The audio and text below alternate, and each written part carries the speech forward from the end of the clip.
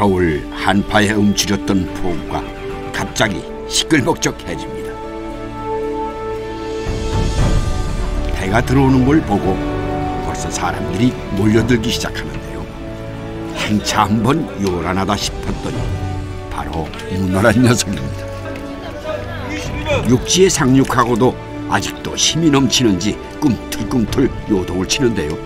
이래봬도 부르는 게 값일 만큼 귀하신 몸. 저 ጦ머리! 겨울 바다에서 문어는 여왕 대접을 받습니다. 앞으로 피고요.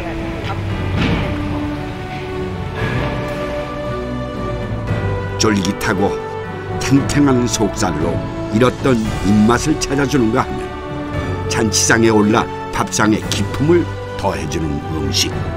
문어가 우리 밥상에 오르게 된 사연을 오늘 찾아보도록 하겠습니다.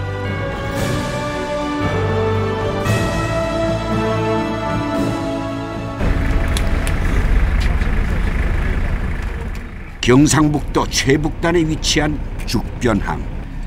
아직도 깜깜한데요. 도말석 씨 부부는 출항을 서두르고 있습니다. 문어를 잡으려면 새벽녘에 나가야 합니다. 야행성인 문어가 활동을 멈추고 숨을 장소를 찾기 시작하기 때문이죠.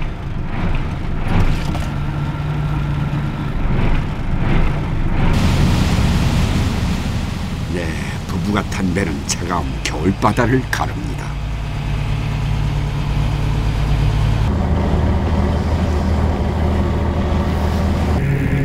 남편은 쪽대로 통발을 세우고 아내는 그 속에 정어리 미끼를 달고 누가 부부 아니랄까봐 손발이 척척 맞습니다.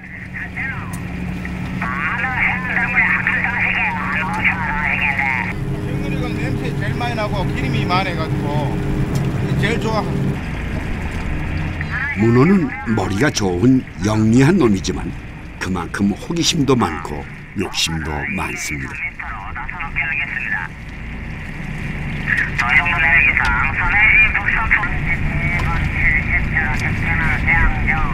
통발 속의 정아리가 올해도 문어 대박을 몰고 오기를 바라며 부부는 새해 소망을 바다에 던져 놓습니다.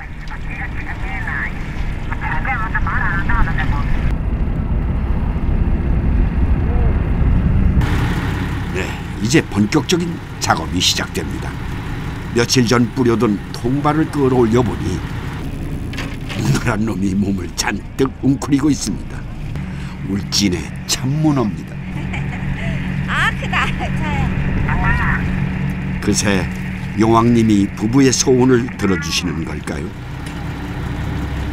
네, 이번에도 아주 실한 놈이 걸려들었습니다. 제수용으로 안성맞춤한 크기입니다. 이거 몇 킬로 정도 되는 거예요? 네? 2킬로.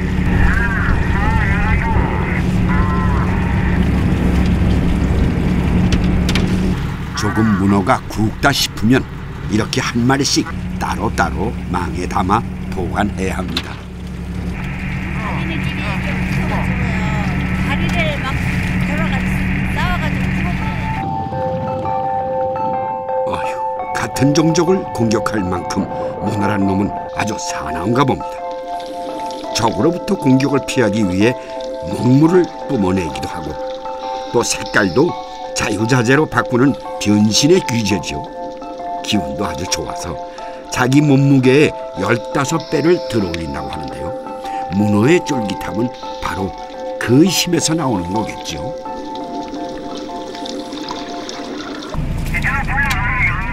특히 문어가 가까운 해안으로 붙은 겨울철은 짠맛보다는 단맛이 더 많이 나서 사계절 중 가장 맛이 좋을 때라고 합니다. 가스에 한 20m, 25m 안으로는 문어가 좋고 남은 거 맛이 좋고.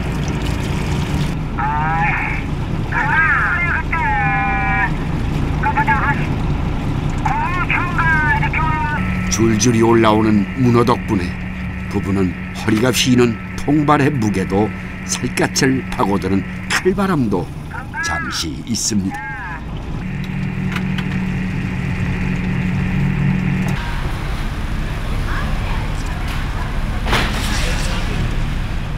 죽변항에서는 문어배 한 척이 도착할 때마다 즉석에서 경매가 이루어집니다. 올리세요. 자, 올리세요. 자, 손 드시고 보세요. 받았죠? 주세요. 27,400. 네, 새벽부터 바지런을 떤 보람이 있는 것 같습니다. 27,800원. 잘 받은 거예요? 그날 달라지는 문어꿈에 따라 어부들의 마음이 맑았다 흐렸다 합니다. 잡아온 문어를 금방 넘겼지만 통발 손질에 미끼 손질에 돌아서면 또다시 일감이 쌓여 있습니다. 고생이라고 모르던 서울 처녀가 문어잡이 어부에게 시집 온다고 했을 때 친정어머니의 반대는 대단했습니다. 막내딸 이제 좋은데 시집 보낼라 이랬는데 눈가에 시집 가면 고생한다고 그래가지고 반대했지. 식구도 많고 이 집이 대식구거든. 왜 반대했는데 어떻게 했어요? 반대했는데 그냥 못 뛰겠더라고요. 내가 못 부리치겠더라고요. 그래가지고 그냥 와서 살았지. 내가 고생 시키시니까 그래 뭐 불쌍하다 이렇게 생각하고 고생 안 시키시면 되는데 고생은 워낙 많이 시키면 지금도 고생 시키고 있잖아요. 그러니까 뭐 마음이 안 좋지. 배만 타면 멀미를 해대던 서울댁은 어느새 문어 박사가 됐다고 하는데요.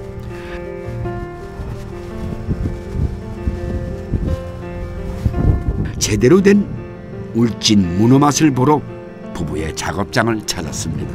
네, 안녕하십니까. 요즘 뭐 문어 삶는다고 그래서 와봤지. 여기서 삶는다고. 예. 아이고. 사은 거 삶으면 너 보기가 안 돼. 좀 그래요. 마음이 가지고.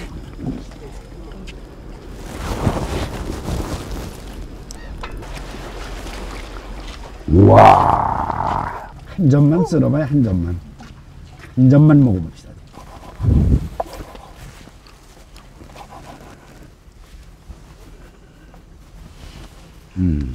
머리 부분은 아주 연하네요. 네, 머리가 연해요. 땅에 떨어졌지. 맛있다. 진짜. 달짝지근해. 아줌마 아까 달다고 그랬는데 다네요 맛이.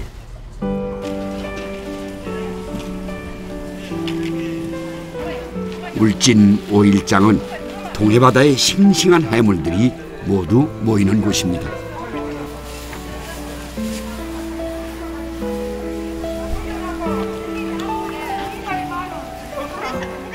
이곳에서도 문어는 주인 행세를 하는데요. 어물전마다 살아있는 싱싱한 문어를 그 자리에서 즉석으로 데쳐냅니다. 김이 설설 오르는 문어는 장보러 나온 울진 아낙네들의 발길을 불러 모읍니다.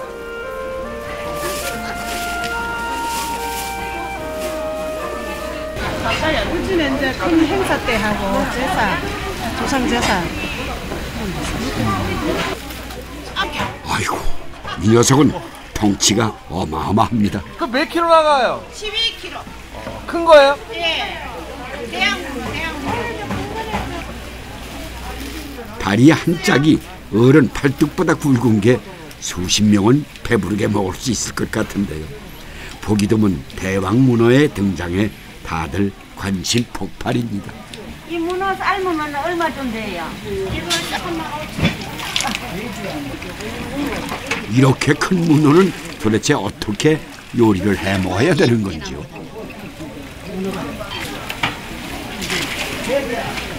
소금 넣고 아무것도 안 넣고 자연 그대로 삶아야 맛이 최고예요. 아무것도 넣지 않는다지만 문어 삶는데도 기술이 있습니다. 몸이 부서지지 않게 살며시 넣어야 이렇게 꽃 모양이 됩니다. 다리 하나 상한 것 없이 쭉 뻗은 것만이 잔치상이나 제사상에 올라갈 수 있기 때문입니다.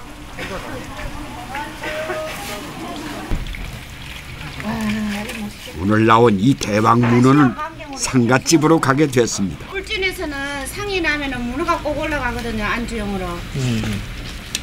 울진 사람들은 문어를 그냥 데쳐 먹는 걸 가장 좋아합니다. 대소사에 쓰이는 문어는 잘 삶아서 회를 뜨듯이 동전 모양으로 얇게 썰어 상에 올립니다. 울진 문어는 커도 맛있어요. 맛이 똑같아요. 작은 거나 큰 거나. 이것도 질기지도 않고 연해요. 문어 맛이. 그런데 문어 다리 개수가 달라도 맛에는 변함이 없을까요? 시장 한편에 좀 별난 문어 가게가 있습니다. 저는 문어 다리가 8개인 줄만 알았는데 4개짜리도 있고 5개짜리도 있습니다. 다리가 4개 없네. 4개 없을 때는 요것도 봐. 요거 시계 없잖아. 위에는 니 낯이 주고 있네. 문어가 다 띠먹어버렸어요. 이게 55,000원이라고. 그래 주다 한 번에. 이거 무게가 많이 나갑니다. 제사상에 올리는 거는 다리가 다 8개 다 있어요. 이어놨다가 다 집에 막 썰어 먹는 거는 다리가 없어도 되잖아요. 매일 문어와 살다시피 하는 이순자 씨가 즐겨 먹는 문어 요리는 조금 색다릅니다. 소고기를 양념에 넣고 그 위에 새끼 문어 한 마리를 통째로 얹어 시원하게 문어 전골을 끓여냅니다. 문어를 손질하고 남은 내장도 버리지 않고 모아두었다가 데쳐 먹습니다. 남편은 문어보다 이걸 더 좋아하신다는군요. 문어를 삶으면 항상 내장이 나오거든요. 문어 배를 땀면요. 그럼 그 내장을 모아가지고 삶아가지고 특별히 좋아하시는 분들도 있어요. 문어 내장은 문어 발보다 더 부드러우면서도 또 다른 감칠맛을 낸다고 합니다. 이번엔 문어밥상에 곁들일 반찬으로 진저리를 손질하는데요. 그 양념이 아주 특이합니다. 지난번 꽁치와 소금을 켜켜이 쌓아서 숙성시켜낸 꽁치 젓갈입니다. 찢어가지고 또 무쳐 먹거든요. 여기는 잘 사갔네. 맛있어요. 김장할 때 다 이걸 넣었어요. 여기 울진은 꽁치죠. 곰삭은 꽁치 젓갈은 짜디 짤 것만 같지만 오히려 단맛이 나기 때문에 해초와 찰떡궁합입니다. 어느새 문어 밥상이 뚝딱 차려집니다. 문어 사러 다니랴, 장사하랴, 배달 다니랴 하루 종일 동동거렸던 부부의 늦은 점심. 뜨끈한 문어 전골 한 대 접은 속을 풀어주고 꽁치젓갈로 버무린 진저리 무침은 금세 밥도둑이 됩니다.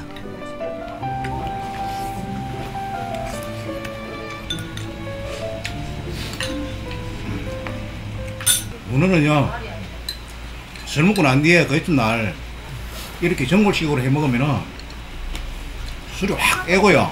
속이 확 풀립니다. 피로 회복에도 좋고.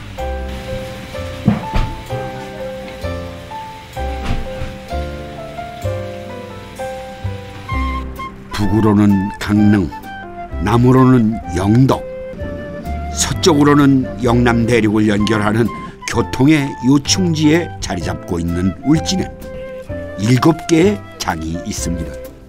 그중 흥부장은 안동이나 봉화 같은 내륙 지방에 동해안의 신선한 해산물을 공급했던 역할을 했던 곳입니다.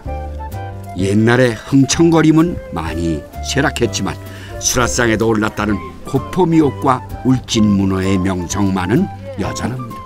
그 아버지가 울진에 있어. 울진에 있는데 그래 그 아버지가 지게 짊어지 우리 집 문에 사러 와.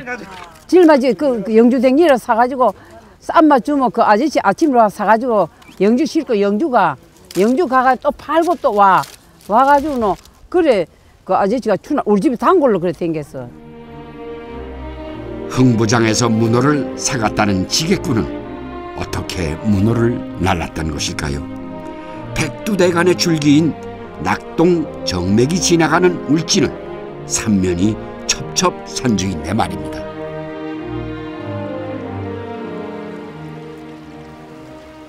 네, 상당히 높습니다. 저는 지금 11형이라는 깊은 산골짜기 그 입구에 와 있습니다. 제가 여기 왜 와 있나 궁금하실 거예요. 근데 지난 수백 년 동안 울진의 문어들이 이 꼬불꼬불한 산길을 수도 없이 넘어들었다고 합니다. 그러니까 산에 가야 범을 잡고 바다에 가야 문어를 잡는다는 말도 있는데, 아무리 참 뻗치지 않는 데가 없는 문어빨이라지만 어떻게 바다에 사는 문어가 이 험한 고개를 넘었을까요?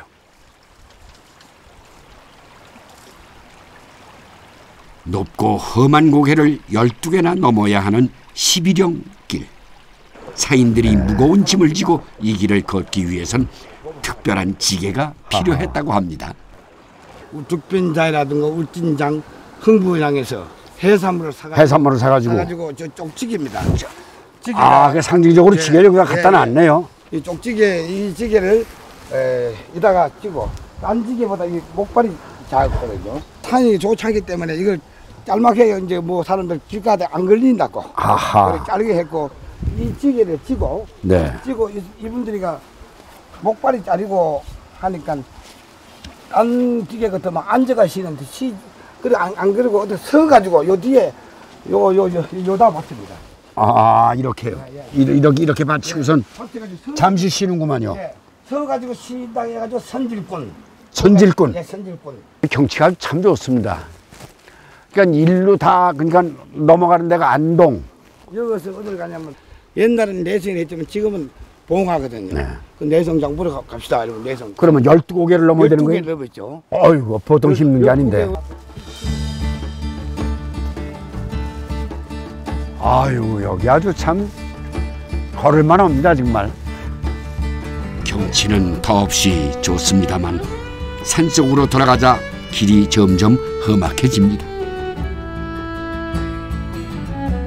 한 사람이 겨우 걸어다닐 만큼 비좁은 오솔길에 한쪽은 아찔한 낭떠러지, 거기다 출몰하는 산짐승의 물건을 노린 도적대까지 들끓었다니 그야말로 목숨을 걸고 넘어야 했던 위험천만한 길이었을 겁니다.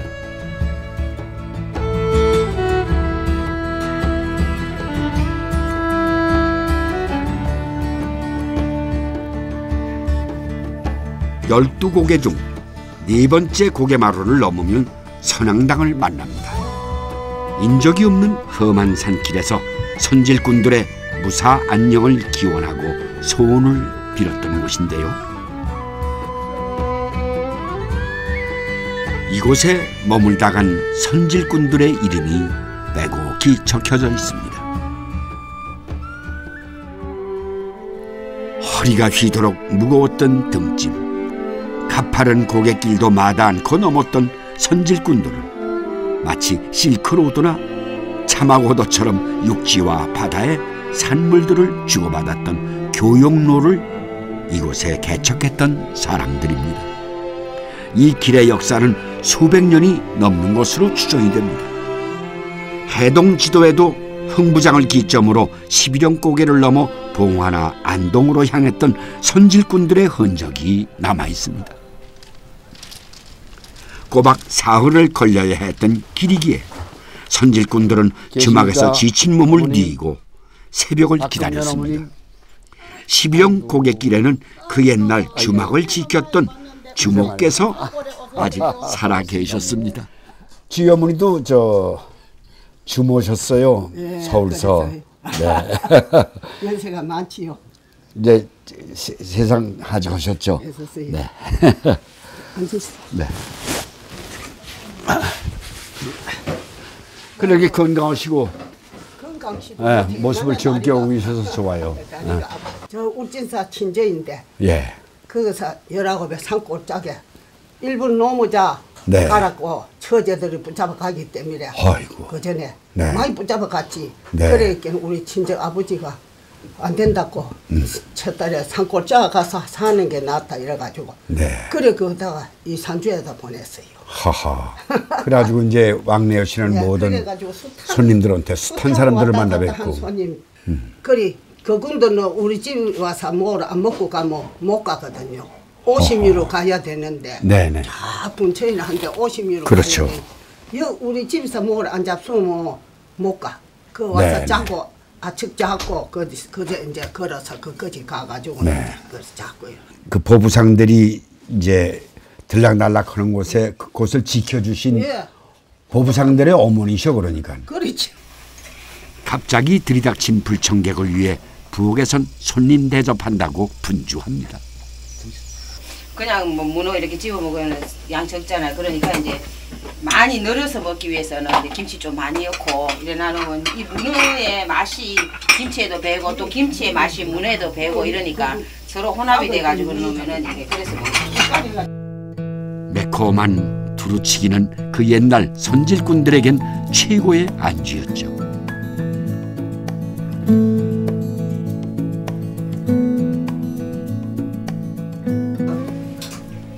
주막은 문을 닫은 지 오래됐지만 할머니는 아직도 옛날 방식 그대로 막걸리를 내립니다. 이거는 뭔 의미를 이래나 하면 이거는 이 단지가 내금새가 제구되라고 그래 이게 양반이에요. 양반. 할머니의 술 빚는 방식은 다른 집과는 조금 다릅니다.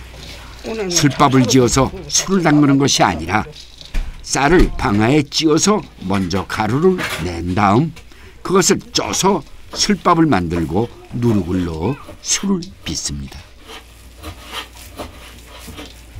이게 술도 성질나랍니다. 성질이 화끈하고 이러면 소리가 와와와 이러고 성질이 고요한 사람은 뻑지락 그래야 낀다고. 이렇게 쌀을 담그잖아요. 학교 갔다 오면은 쌀을 담그면은 그 다음 날이면은 또 방아를 찧어야 된다는 그 생각에 그냥 디딜방아 있잖아요. 디딜방아 도망가고 막 이랬어요.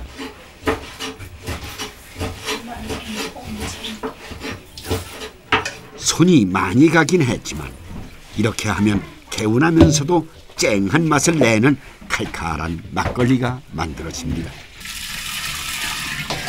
할머니의 손맛이 빚어낸 막걸리는 그 맛이 일품이어서 지나던 성질꾼들의 발길을 붙잡기에 충분했다고 하는데요. 그 옛날 성질꾼들은 돈을 아끼기 위해 밥은 직접 해먹었어도 주막에 들려 막걸리만은 꼭 한 잔씩 사 먹었을 정도라고 합니다.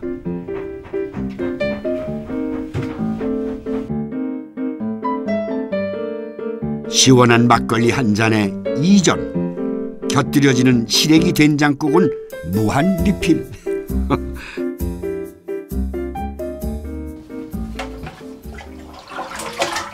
저렴한 가격에 훈훈한 인정이 담긴 막걸리는 지친 선질꾼들에게 오아시스나 다름없었겠지.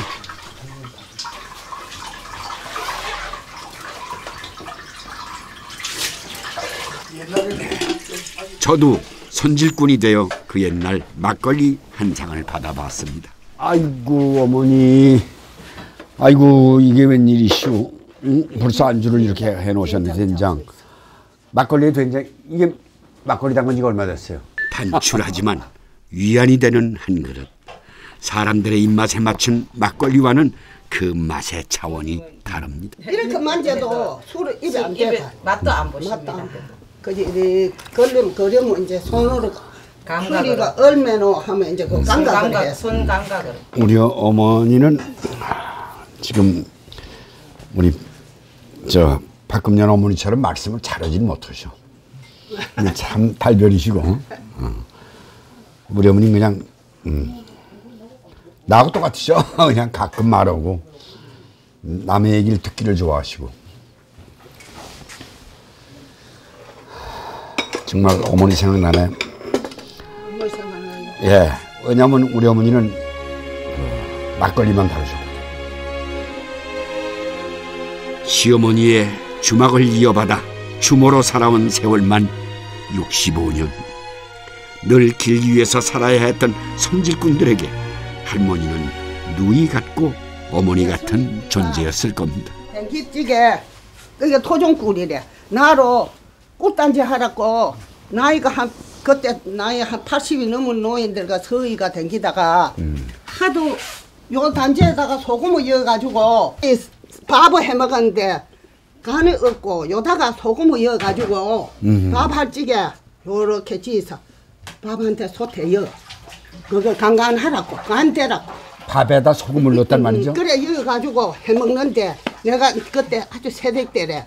그래 넣는데 가서 이래 물 똥으로 들고 나가 그나 내가 가가지고 이래 쳐. 할아버지 그다가 왜 소금을 넣어요? 이랬겠네. 다른 간이 없이 있겠네. 이거를 넣어야 밥이가 조금 짭짤하다. 그래 먹다 그래. 그래다가 할아버지 그래 여치 마서 내가 찢은 된장 줌시더. 그래가지고 된장 찢어가지고 대집에다 만나 한 대집씩 주면 둘이가 그걸 가지고 밥을 먹고 나이 만에 이제는 갈 때가 돼 있겠네. 요거를 주면서 요거로 가지고 꿀단지 언제라도 우리 본 듯이 꿀단지 하라고. 그래 이게 참 꿀단지. 토종꿀이. 할머니에게 소금단지를 선물했던 손질꾼은 이미 세상을 떠났지만 그들이 지나간 12곡의 마다엔 아직도 손질꾼을 추억하는 이야기들이 곳곳에 남아있습니다. 11형곡에 자리 잡은 보부상의 비석. 두천리 마을 사람들은 매년 이맘때면 이곳에 와서 제사를 지냅니다.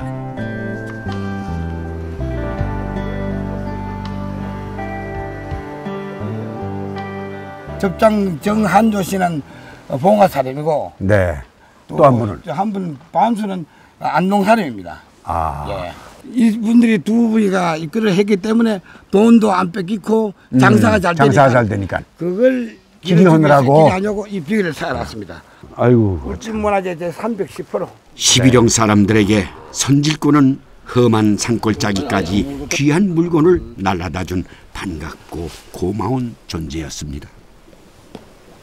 아주 오래전 마을 사람들은 늘 떠돌아다녀야 했던 선질꾼들을 대신해 이곳에 제사를 지내주기로 약속했고 그 약속은 선질꾼들이 없는 지금도 지켜지고 있습니다.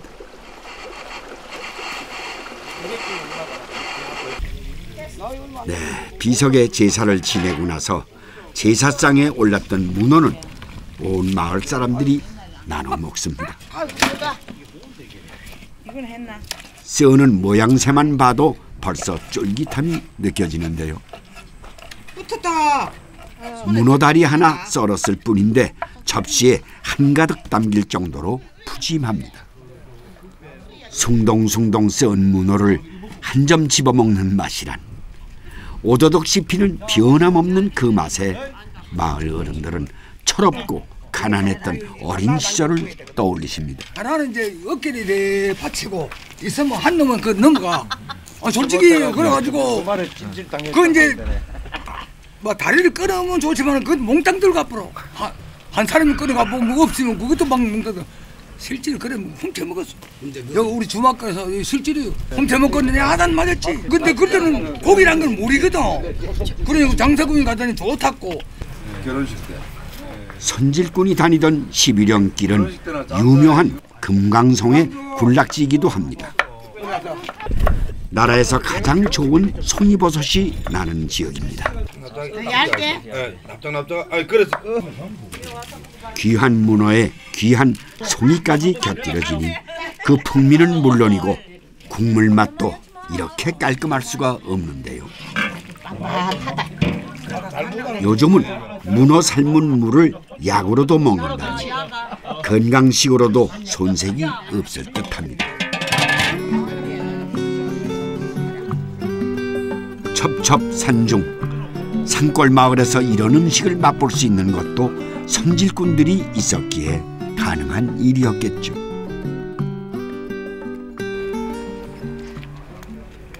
십일형 산골 마을에서 중요한 날 빠지지 않는 음식이 또 한 가지 있습니다. 이곳에서는 꿀밤이라고 부르는 도토리 음식입니다. 국물이라고 그냥 미나사. 안주니까네 꿀밤을 많이 쪼가 이래 가루로 만들어서 이래 또 꿀밤 가루만 가지고 이게 부침개 안 되기 때문에 밀가루하고 같이 이래 섞어서 그래 부침개를 해먹었어요. 옛날 시골에 꿀밤 가루하고 밀가루 아니면 쌀이 없잖아요. 그래 이렇게 많이 해가 먹었죠. 꼬놓으면 까무리하다니까네. 맞아. 배추전은 경상도 어디서나 즐겨 먹는 음식이지만 이 마을 사람들은 꿀밤 가루로 배추전을 부칩니다. 자근자근 두드린 배추를 깔고 그 위에 꿀밤 가루가 살짝 흐를 정도로 옷을 얇게 입히는 게 맛있습니다. 곡식이 부족했던 겨울철 산골 마을에서 꿀밤 가루는 쌀과 다름이 없었습니다. 가을이 되면 너도나도 할 것 없이 꿀밤을 모으기 시작하는데 이렇게 모은 꿀밤으로 범벅을 만들어 두고 겨우내 허기진 배를 채우곤 했습니다.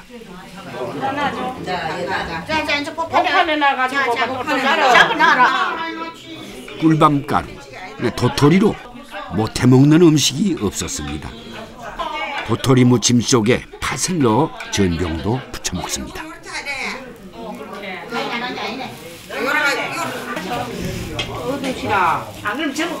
도토리 꿀밤 전병. 이건 주로 언제 먹어요? 어떤 때? 옛날에 제사 든답니다. 제사에. 옛날에 제사에 할아버지 할머니 제사 살래. 할아버지 할머니 제사 지낼 때 전병 마크에 차려놓고 제사 지냈다니까요.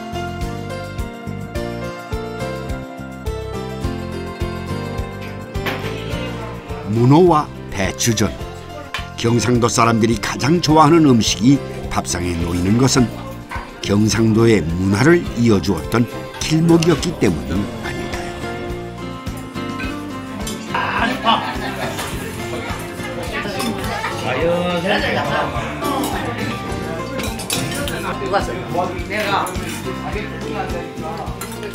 참 문어가 큼직하게 맛있으면 집어넣으면 잘 지낸다 이거 뭐 이렇지. 울진에는 문어가 특히 이게 동해 바다 여기 문어가 많고 문어가 또 맛있다네 여기. 기억 소금 어물이고 춘영정을 언제 가노 가노 언제 가노 열주고기 언제 가노 시원한 우는 고개 이 고개를 언제 가노. 이렇게 힘겹게 11형 고개를 넘은 문어들은 해산물이 귀한 영남 내륙 지방에서 아주 극진한 대접을 받았습니다. 특히 안동에서는 다른 음식은 부족하고 예의에 맞지 않는다고 해도 문어만 있으면 음식을 잘 차렸다는 평을 받을 정도로 사랑을 받았는데요. 이곳에서만 전국 문어 소비량의 30%를 소비할 정도입니다. 여기 안동지방에서는 뭐 차례, 제사, 행사, 뭐 그리고 장례식장 그런데 뭐 사람 모이는 되면 기쁠 때나 슬플 때나 뭐 모든 일에 다 쓰여요. 문어는 여기는.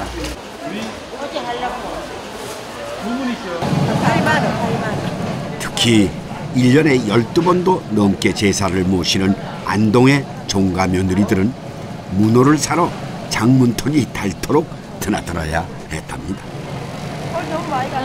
시장에서 좋은 문어를 고르고 또 고르는 박금화 씨. 오늘은 할머니 제사가 있는 날입니다.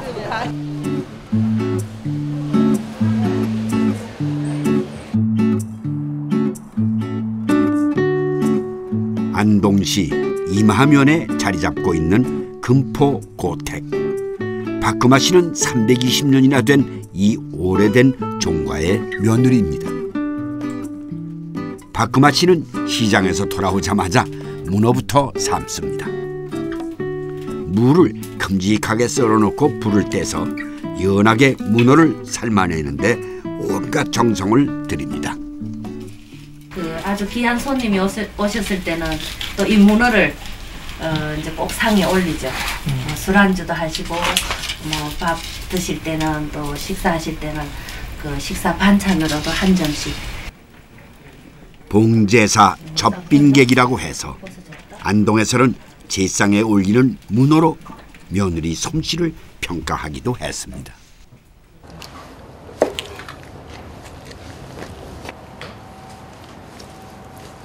이 댁에서는 문어를 꼬지에 꿰어 산적처럼 올립니다. 문어를 사각형 모양으로 썰어서 가지런히 꼬지에 끼워서 단정하고 반듯한 모양을 냅니다.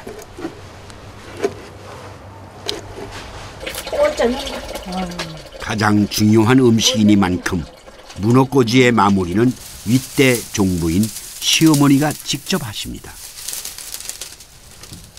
꼬지에 꿰인 문어를 대나무 가지에 얹어 수증기로 쪼내는데요. 이렇게 하면 모양도 흐트러지지 않고 직접 물에 넣어 데치는 것보다 조금 더 문어가 부드럽다고 합니다.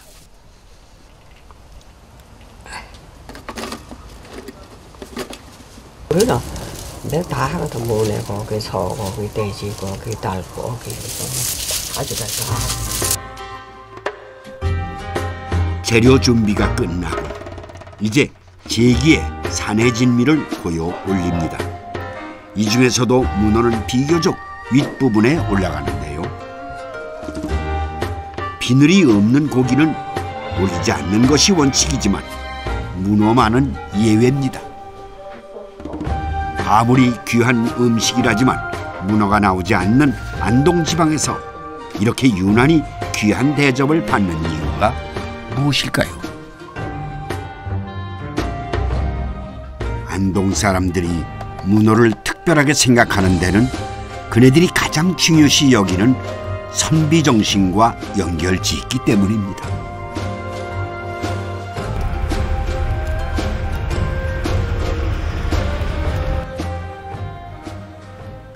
문어는 고기 중에서는 유일하게 그럴 문자를 쓰는 물고기이며 몸에 신기하게도 분 모양이 새겨져 있기도 합니다.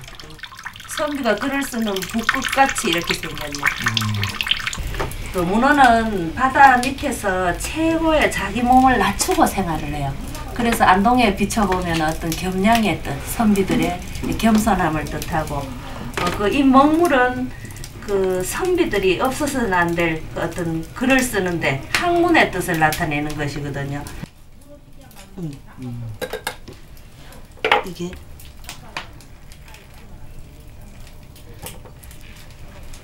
어머니들이 아기 놓고 산후조리할 때 이 먹물을 가지고 뭐 전도 부쳐 먹고 죽에도 같이 넣어서 끓이기도 하고 그래요. 제사로 시작해서 제사로 끝나는 이 댁에는 문어가 끊이는 날이 없습니다. 하지만 문어가 있는 날이면 반찬 걱정이 없었죠. 며느리는 지혜롭게도 문어를 입맛 이르신 어르신들의 보양식으로 만들어 밥상에 올렸습니다. 주로 뭐 이제 큰일에 문어 샀을 때 그 이제 다리는 쓰고 이렇게 내장이 남았을 때는 그 남은 그 먹던 음식하고 같이 이렇게 내장탕을 끓여주는데. 맛이 담백하고 순한 문어는 어떤 재료, 어떤 양념과도 잘 어울려서 또 다른 맛을 냅니다.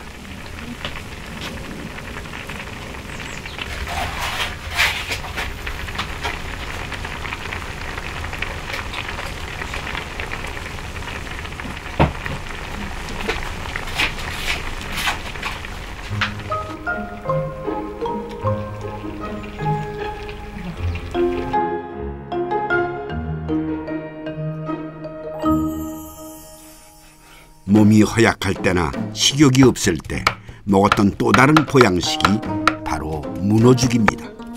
문어와 쌀, 채소를 넣고 죽을 끓여내는데 여기에 또 문어 삶은 물을 재활용합니다.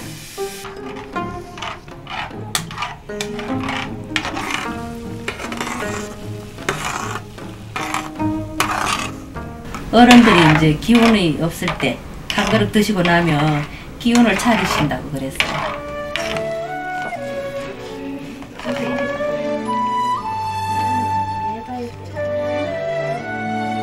예로부터 조상들이 문어를 귀하게 여기는 건 영양면에서도 뛰어나다는 걸 알고 있었기 때문인 것 같습니다. 귀합 총소에는 문어가 맛이 깨끗하고 담담하며 알은 머리와 배, 보혈에 좋고 토하고 설사하는 데 유익하다 하였고 한방에서는 약으로 사용하기도 했습니다. 문어는 기를 보하고 또 혀를 보하여서 산 후에 젖이 잘 안 나올 때 젖을 잘 나오게 한다고 알려져 있습니다. 그리고 우리 몸에 종기가 났을 때 종기를 치료해 주는 효과도 있다고 알려져 있습니다. 그리고 이제 최근에 연구를 해보니까 문어에는 혈청 지지를 낮춰주는 효과가 동물 실험에서 연구되었고, 또 항노화 효과, 또 항암 효과, 기억력을 좋게 하는 그런 효과들이 연구되어 있습니다. 이번에는 조금 더 특별한 요리를 보여줍니다. 치자물과 문어 먹물.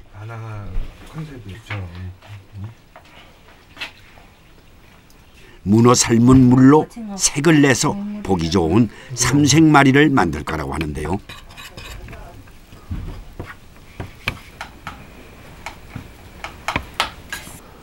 문어를 많이 삶으면 물이 진하게 나오고, 이제 적게 삶으면 연하게 나오고.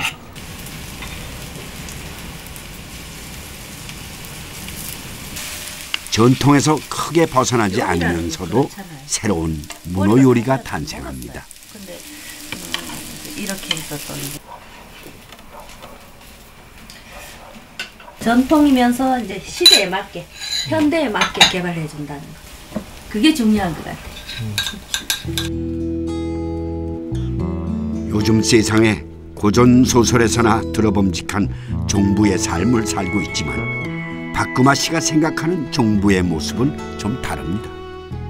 그저 순종적이고 소극적인 종부의 모습뿐 아니라 지금 시대엔 창조적이고 진취적인 또 하나의 모습이 필요하다고 말합니다.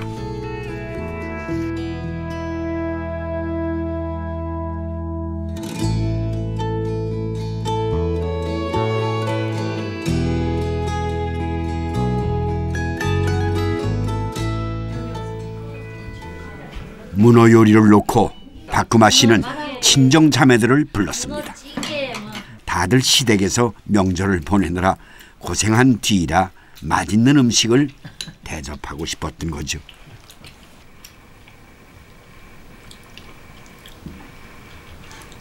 문어를 이렇게 지금 한다. 잘라라고. 저들은 이제 식구가 워낙 이렇게 좀 많다 보니까 저 아버지가 저희들은 많이 안 죽어요. 아들만 이래 어른 먼저 드시고 아들 먼저 또 그 다음에 주고 딸들은 항상 뒤에 줬거든요. 그 요즘은 이제 그게 막 이렇게 못 먹던 그게 있어서 저는 항상 요즘은 문어를 나가면 제사나 뭐 이렇게 뭐 명절 때는 꼭 큰 걸 한 마리 사갖고 옵니다. 같은 재료라도 어디서 누가 먹느냐에 따라 음식은 그 모습이 달라지기 마련이죠. 11연길을 따라 내륙으로 간 문어가 새로운 음식 문화를 꽃피웠듯이 바닷가에는 또 갯내음 물씬 풍기는 나름대로의 음식 문화가 있습니다.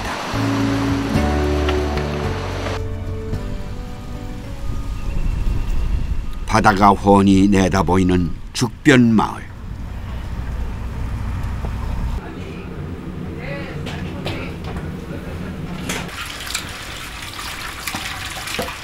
남편과 함께 문어잡이를 하는 이영자 씨는 싱싱한 문어로 회를 뜹니다. 문어머리. 문어머리 이거 해는 뭐 오징어보다 더 맛있어요.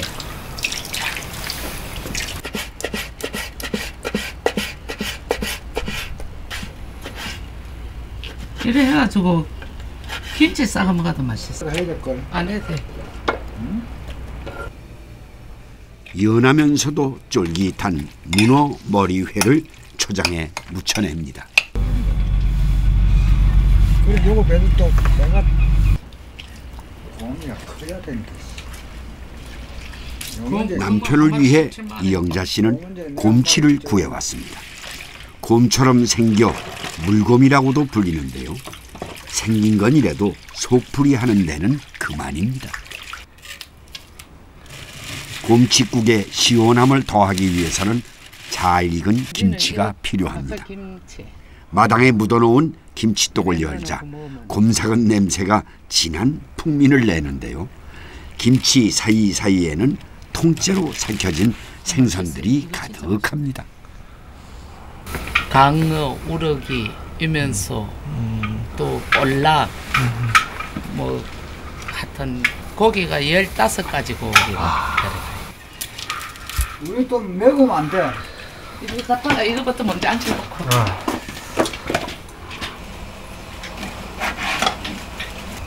곰칫국에 빠지면 섭섭한 것이 곰치 내장입니다.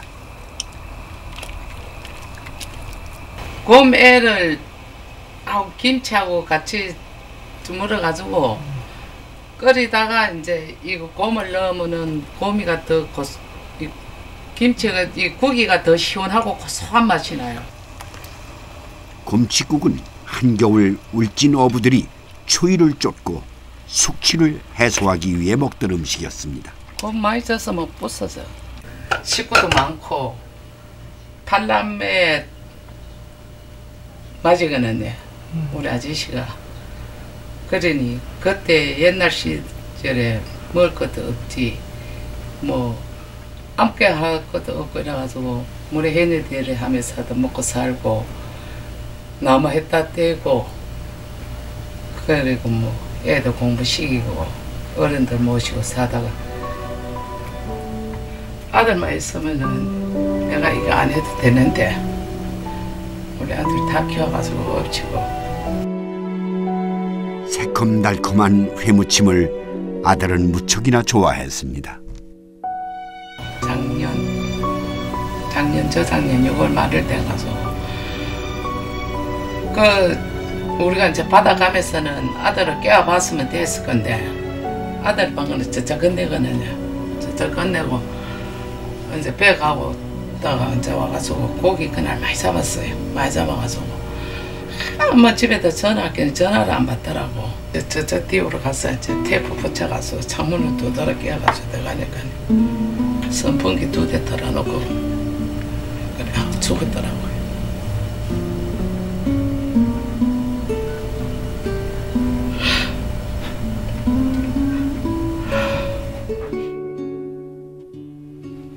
세월이 약이라는 말도 있지만 시간이 지날수록 안타까움과 그리움은 더욱 사무칩니다.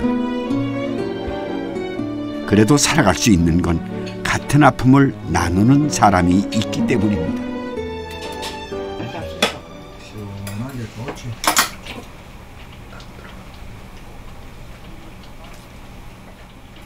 술 먹고 이런 사람은 무조건 이거 꽁고 안 그릇 먹으면 속이 확 차고 내려가죠. 나는 이게 제일 맛있다. 싫어.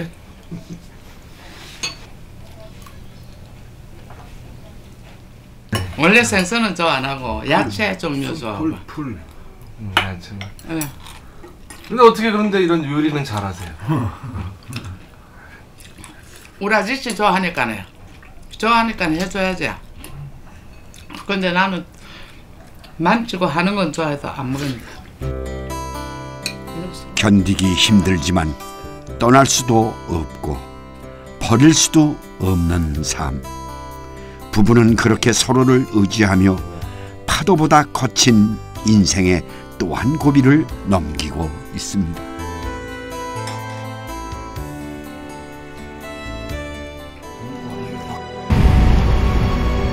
바다에 가서 물총을 쏘며 문어처럼 살고 싶다. 해삼과 전복의 숨은 동무가 되어 그들 단단한 내면을 욕심내면서 내 쓰라린 삶 모두 지우고 싶다. 수십 차례의 계절 지나고서 다시 태어난다.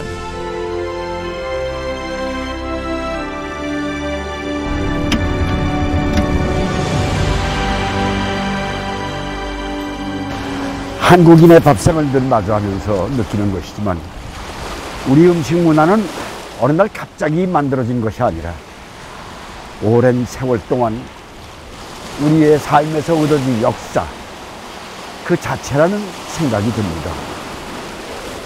이 문어라는 음식이 우리 밥상에 오를 수 있었던 것도 이렇게 칼바람이 부는 바다를 헤치며 문어를 잡는 어부들과 또 그것을 지고 집신이 닳도록 고갯길을 넘어 다녔던 선집꾼들, 또 집안에 대서사가 있을 때 이 문어를 삶아 올린 어머니들이 있었기에 가능한 일이 아니었을까 생각이 됩니다.